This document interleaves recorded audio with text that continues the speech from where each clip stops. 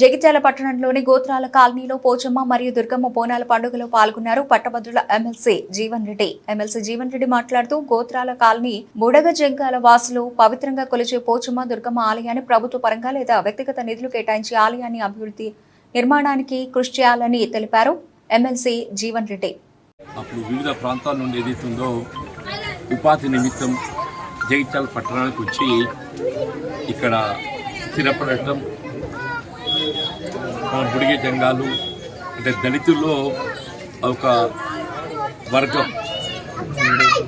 వారికి స్థిరపడి వారు సొంతంగా స్థలాలు సేకరించుకొని ఇళ్ల నిర్మాణానికి మాత్రమే దీంట్లో ప్రభుత్వ పరంగా మనకు కొంత మేరకు ఆర్థికంగా సహాయం అందింపజేయబడినప్పటికీ స్థలాలు ఏదైతే వారే స్వయంగా సేకరింపజేసుకోవడం జరిగింది.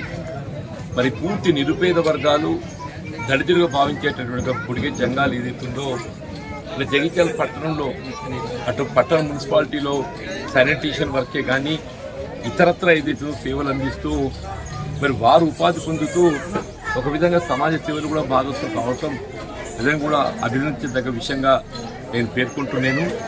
మరి వారి పిల్లలకి ఏదైతుందో విద్యాభ్యాసాన్ని కొరకు వారి స్థలాన్ని సేకరించుకుంటే అప్పుడు ప్రభుత్వ పరంగా ఏదైతుందో ఉమ్మడి రాష్ట్రంలో నాడు ఇక్కడ పాఠశాల భవనాన్ని కూడా మంజూరు చేయడం జరిగింది. వారికి సామూహిక భవన నిమిత్తం కూడా ఏదైతుందో నిధులు మంజూరు చేయడం జరిగింది. వారికి దళిత కులానికి సంబంధించిన సర్టిఫికేట్ కల్పనే కానీ ప్రభుత్వ పరంగా వారికి అందింపజేసేటువంటి అవకాశాలన్నీ కూడా కల్పింపజేసే ప్రయత్నం చేయడం జరుగుతుంది.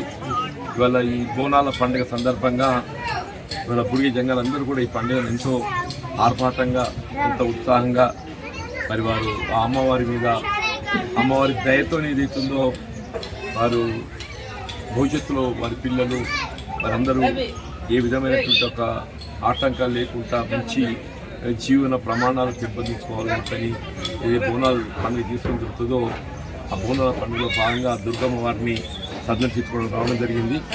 వాస్తవానికి ఈ దుర్గమ్మ ఆలయ నిర్మాణం కూడా ప్రధానంగా పడుతుంది.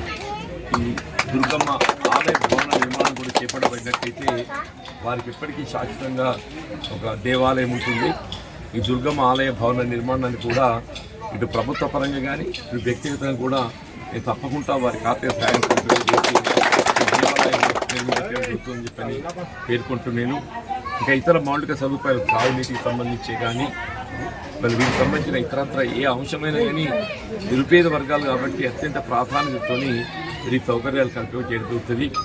రాష్ట్రంలో తెలంగాణ రాష్ట్ర ప్రభుత్వం ఏర్పడ్డ తదుపరి ఇవాళ కాంగ్రెస్ పార్టీ ఏదైతుందో ముఖ్యమంత్రి రేవంత్ రెడ్డి గారి యొక్క ఆధ్వర్యంలో మరి వివిధ సంక్షేమ కార్యక్రమాలు అమలు చేసి తలపెట్టడము, ఆ సంక్షేమ కార్యక్రమాల యొక్క లబ్ధి కూడా అందరికీ కల్పింప చేయడానికి ప్రయత్నం చేయడం జరుగుతుందని చెప్పని నేను మనవి చేస్తూ అమ్మవారి ఆశీస్సులు అందరికీ ఉండాలని చెప్పని అమ్మవారిని ఏదైతుందో వేడుకుంటూ సెలవు తీసుకుంటాం.